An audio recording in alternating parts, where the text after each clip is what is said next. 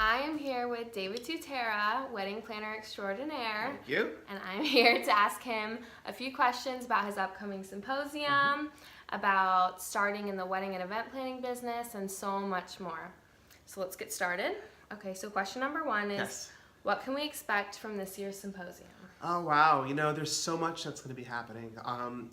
For me, it's about making sure everyone that's attending is feeling connected and ignited. And it's going to be very intimate and allowing you to leave after the 3 days, knowing more about yourself, knowing definitely much more about the industry. And there's a lot of hands-on this time, a lot of hands-on projects. I think what's interesting is that planners and designers work within the same industry, but sometimes don't know the different facets of both sides. Definitely. So I want the planners to learn how to design. I want the designers to learn how to plan. I want designers and planners to work together, literally with everything that we give them at their fingertips. Yeah, I love that. It's amazing. That'll be such a good experience and so fun. Yeah. So tell us a little bit more about your design challenge. I've heard you're doing a design. Well, the design challenge, I've never done this before, so I think it's going to be really interesting. We're putting to the test, everyone that's attending, the opportunity to put together a tabletop presentation. Oh, wow. So, for example, we'll have the product, we'll have the tablecloths, the flatware, the glassware, the china, the chargers, the flowers, the candles, everything that you will need in a variety of different styles. And then you put it together, and someone that I find has mastered the art of putting together that perfect table, we'll have that recreated for the final night. Wow. So we're going to see their designs that they've put together in the hands-on moment seen in front of all the guests and appreciated by everybody, and have their photos taken, etc. That is so Yeah. fun. That is so amazing. That's so exciting for the person who gets that, because it's a feeling of accomplishment. You're and right. It's amazing. I love that. It's great. I think what happens is that when you go to a lot of classes, a lot of symposiums, conventions, you're listening a lot to people who are teaching, but sometimes you're not connecting because you're not really participating in what they're telling you. So we're going to have a fine combination, a great balance of both. I love that. That's awesome. All right, so you're going to be choosing 2 lucky candidates to work alongside you. Could you tell us a little bit more about that? I wish I had this when I started. Oh my gosh. Yes, I'm going to be paying a really close, careful attention to all the attendees. From the moment they arrive to the last very second that they depart, watching their growth, their ability to communicate, their understanding that it's important to listen, and to ask lots of questions. And ask questions where they may think they're silly, but they may be the most important question they'll ever ask in their life.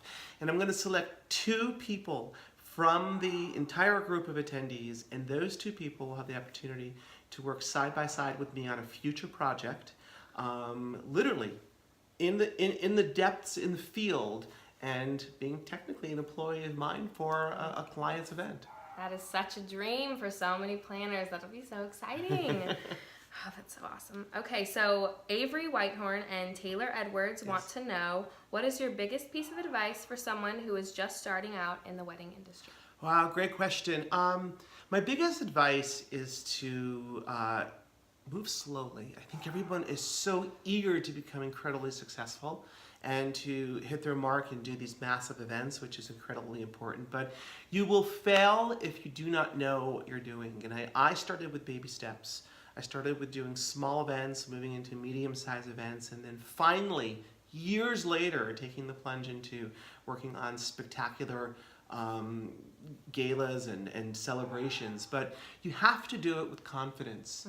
And if you go in with any question or a doubt in your mind, your client won't trust you. And you have to exude confidence, which equates to trust, which then equals, of course, the success of a great celebration. So take baby steps. That's what's most important. That is so true. In so many aspects of life, it's definitely, that's true. So true. All right, Julia Rett wants to know, what was the biggest obstacle you had to overcome in the beginning of your career that made you who you are today? I know these are tough ones. Yeah, I started out at the age of 19, so I knew nothing. Literally, I knew zero, nothing. So my form of learning how to do what I do was learning from my clients.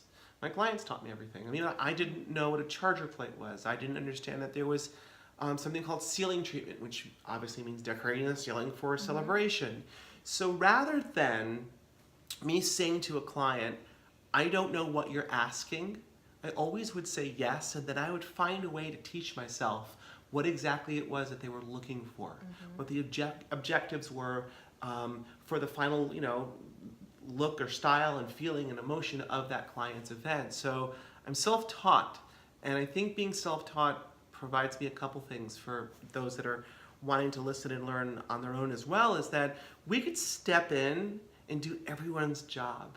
I can't technically say I can hang the lights, but I can tell you a lighting instrument, and I can tell you what's maybe right or wrong, and I understand menus and timelines and logistics and design, so it's important to know every aspect of our industry. Definitely, it's so important. So true, it's definitely important. Let's see. One last thing, what advice would you give anyone in this industry? What advice would I give people in the industry? There's so much advice. I know, it's a lot. I would say network, socialize, learn from those that have been in the industry much longer than you have. Never assume you know what's best. And most importantly is find a way to make a name for yourself. Is that too loud, the dog? Totally, don't worry about it. No, you sure? Totally fine. I'll start that over, okay? Okay, you can start over, go for it, I don't care. Ask me the question again. Oh, good point. Okay, so one last thing. What advice would you give anyone in this industry? Listen, I think the best advice for anyone in the industry is to listen and learn, socialize and network, and learn from those that are in the business for quite some time. There's expertise in the knowledge that they have. And I think what's really important is to make a name for yourself, and not necessarily just a brand name, but let people know what makes you different. Allow people to understand, why should they hire you? Why do you stand out amongst the clutter of so many people in this business? For me, because I know you're probably saying, well, what makes David different? I'm a chameleon. I adapt to what my clients need. I don't have a specific look that I'll execute or a specific event that I'll want to do. If somebody walks into a celebration that I've created and goes, oh my gosh, that's beautiful, who did it? That's my form of compliment, meaning I'm still fresh, I'm still on trend, and I'm not burned out from an industry that can burn you out very quickly. It's very true. It's very true. Well, that was amazing. Thank you so Thank much, you. David. This has been so enjoyable. And that's it, guys. So don't forget David Tutera's Symposium, April 23rd. Yes, April 23rd, 24th, and 25th here in Santa Monica, California, and we're going to have a wonderful time, hands-on experiences, classes with wonderful education, most importantly, a lot of fun, wonderful events in the evening where you can sit back, celebrate, and enjoy the uniqueness of your attendees who will become your friends. So awesome. All right. Thank you so much.